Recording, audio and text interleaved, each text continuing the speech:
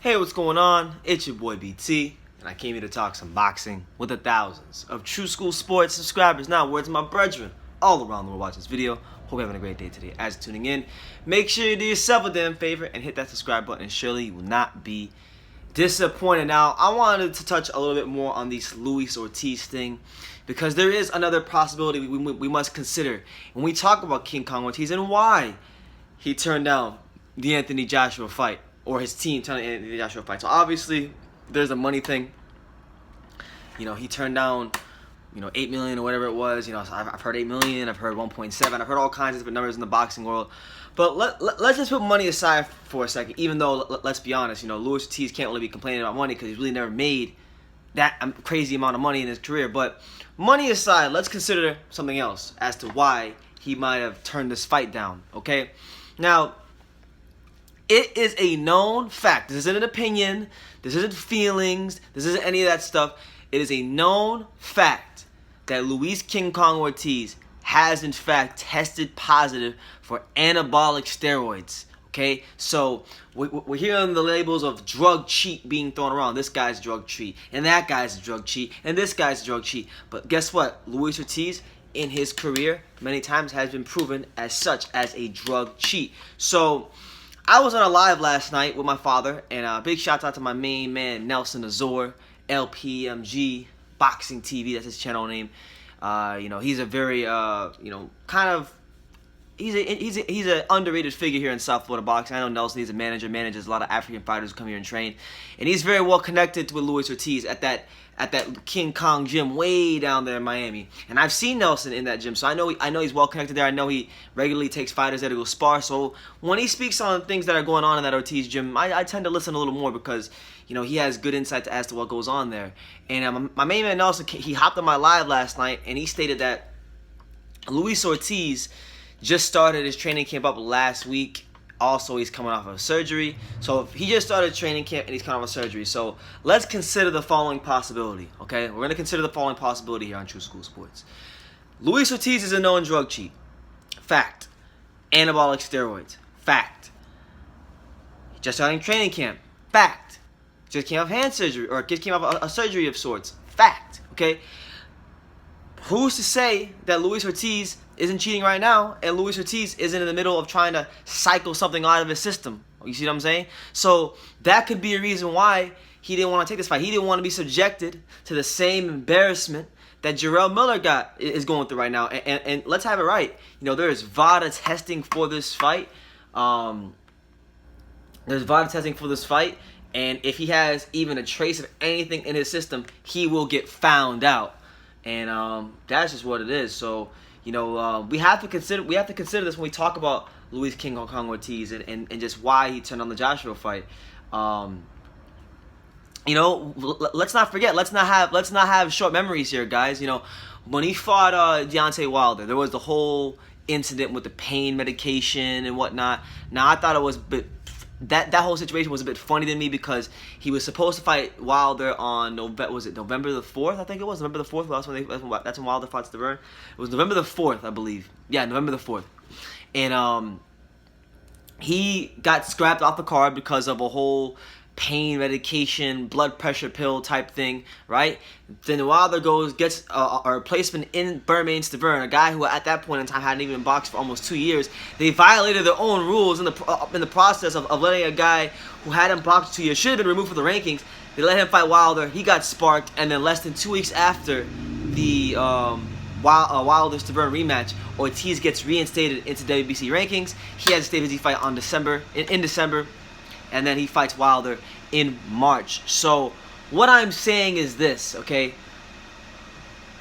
Forget the money for a second. Let's look right into the camera. Let's just talk to the boxing world. Let's talk to people out there. I admire Luis Ortiz. I think he's a hell of a fighter. I think he's one of the best heavyweights out there.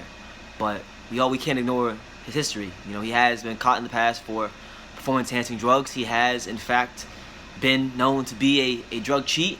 And according to my man Nelson Azor, and a reliable source down there at the Ortiz gym, he just started his training camp up again. So if he's starting his training camp up again, Who's to say he's not trying to cycle something off right now? You see what I'm saying? He be trying to cycle drugs out of his system right now as we speak. So, Luis Ortiz, his team, they will never. I don't care what PBC says. I don't care what his team says. I don't care what nobody says. There's no way you can justify turning down a fight with Anthony Joshua at Madison Square Garden. One for one. Let's just play hypotheticals here for a second. Let's just say Eddie Hearn's offer. Let's say it's not $8 million. Let's say it's complete bullshit and it's $1.7 million. And that's not even factoring in pay-per-view or back-end returns. You know, let's just say it's 1.7 with stuff added on with add-ons, right? So roughly two point something million dollars. That's still horrible because Ortiz fought Wilder for $500K. He didn't fight for 3 belts, and he wasn't offered the shot at being the man in the division, at being arguably the man in the division by beating Joshua. You know, because if Ortiz would have beat Joshua, he becomes he's in the driver's seat of boxing. You see what I'm saying? And for years and years and years, I've had to listen to not just my father, who loves Luis Ortiz, but many Luis Ortiz apologists say, "Oh, this guy's ducked. Oh, this guy's this. Oh, this guy's that." They don't want to fight Ortiz. They're scared of Ortiz. Okay, they don't want to go to Cuban school. Well, I guess Cuban school must be closing down. They must have forgot to pay their taxes because he don't want no smoke with Anthony Joshua. And I really believe, I firmly believe, I'll say this, I firmly believe that Luis Ortiz didn't take this fight with Anthony Joshua. I think it has less to do with money and more to do with possibly him not cycling off maybe some PEDs, and if it's not that, then it's just down to Al Heyman blocking the fight and Luis Ortiz being used as a pawn in the big Ponzi scheme, which is known as keeping Wilder from ducking Joshua, because the Wilder turned on his own deal. You know, Wilder's gonna need opponents, and PBC has a couple of opponents. They got Luis Ortiz, they got Adam Kaunaki, they got Andy Ruiz Jr., who just signed to them, and you know they're trying to build Chris Arreola back into contention because he just had a win over Jean-Pierre Augustin on the Spence Garcia undercard. So they're gonna try to freeze out Joshua the best way they know how, and for the best way for Al Heyman to do that is to continue building up and propping up opponents. And what good would it do Al Heyman and PBC if they throw Luis Ortiz into Anthony Joshua and he gets sparked? Okay. Because then what? Then they're gonna say, "Oh, this guy's an old man." Then the interest for a Wilder Ortiz rematch isn't as high as it would be now, because we know Wilder's not gonna fight Tyson Fury anytime soon. We know that he's not gonna fight Joshua, definitely not Joshua, anytime soon. So you look at that PBC stable, and there's relatively about 3 to 4 opponents they can get for him.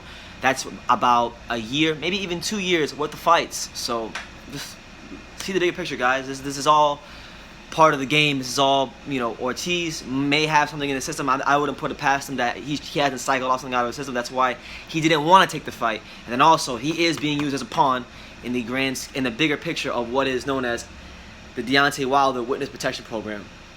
You see, they had Gervonta Davis in the Witness Protection Program, but right next to Gervonta Davis, on the other side of the room, drinking coffee and eating steaks, is Deontay Wilder, and they are both, Gervonta Davis and Deontay Wilder, in the Witness Protection Program for boxing, because they don't want no smoke with the top guys in their division. So that's what it is. Let me know what you guys think in the comments down below. Do you think Luis Ortiz turned down the fight with Anthony Joshua because he has something in his system and he doesn't want to get found out? Let me know in the comments down below what you think. Take the time to subscribe, and like I say in every single one of these videos, you can love me or you can hate me, but I'm just giving being. So until next time, take care, guys.